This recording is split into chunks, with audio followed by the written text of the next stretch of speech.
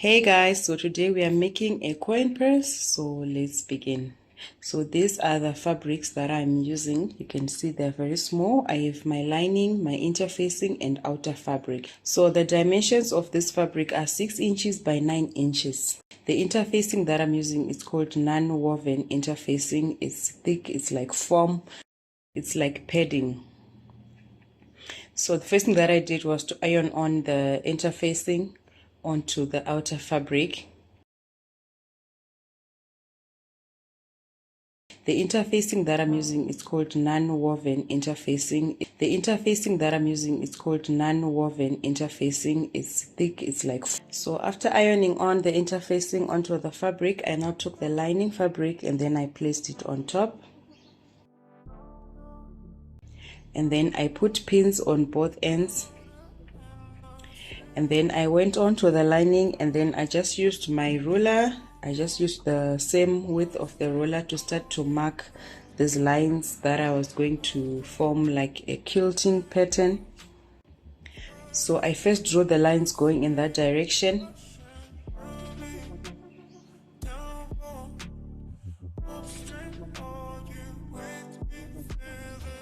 Then I also drew the crossing lines. So as you can see, I have this little diamond shapes. Then I went on to sew on those lines. So there I'm just showing you how I was sewing.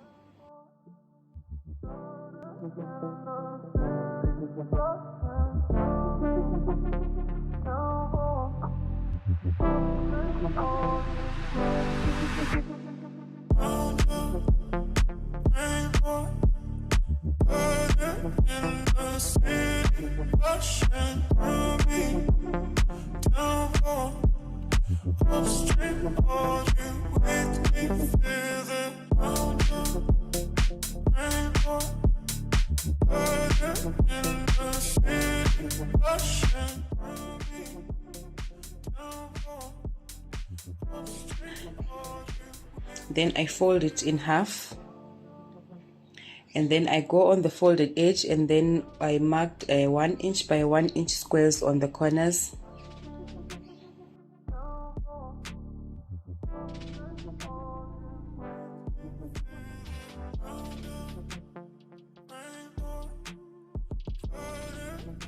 Just like that.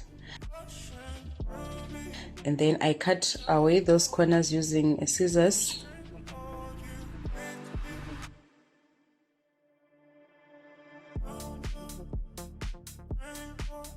Then I folded it in half again. Then I went on to the edge and then I drew this circular shape, which I now cut out with the scissors.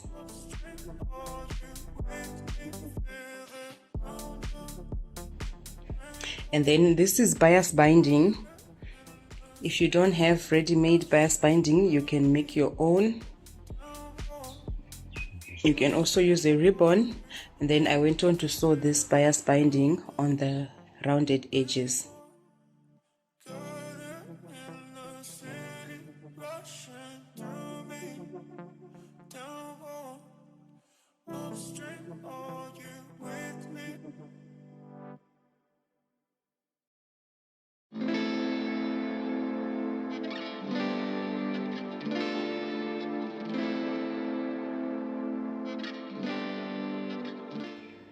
So after stitching on the edges, that is what I have.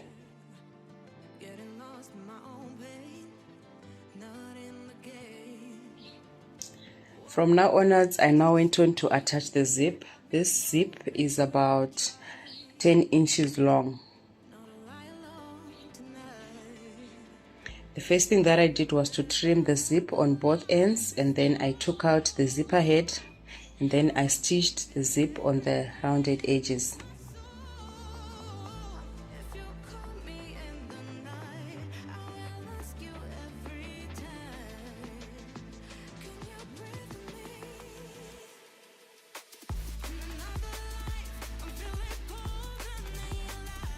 After that, I inserted the zipper head back onto the zip.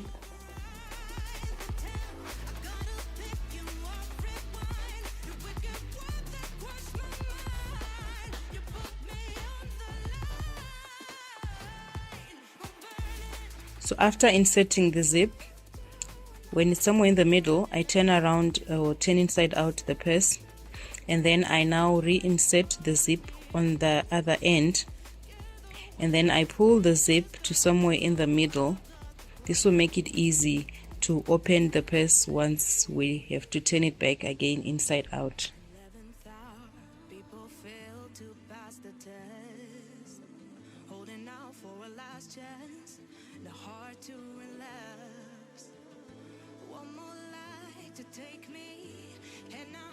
Then I now trimmed the excess zip. Then I folded the coin purse like that.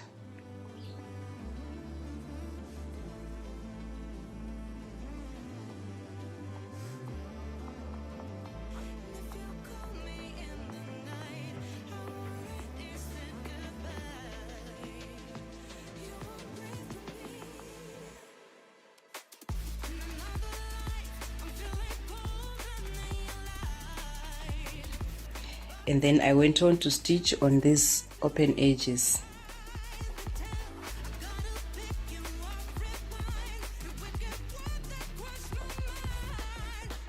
After stitching the open edges, I now went back again to now add some bias binding just to hide the raw edges, and then I turned it inside out. So at that point the coin purse will basically be done. It's a very simple DIY.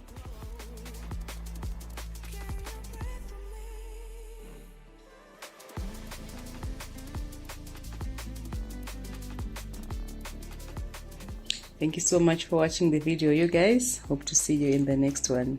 Bye.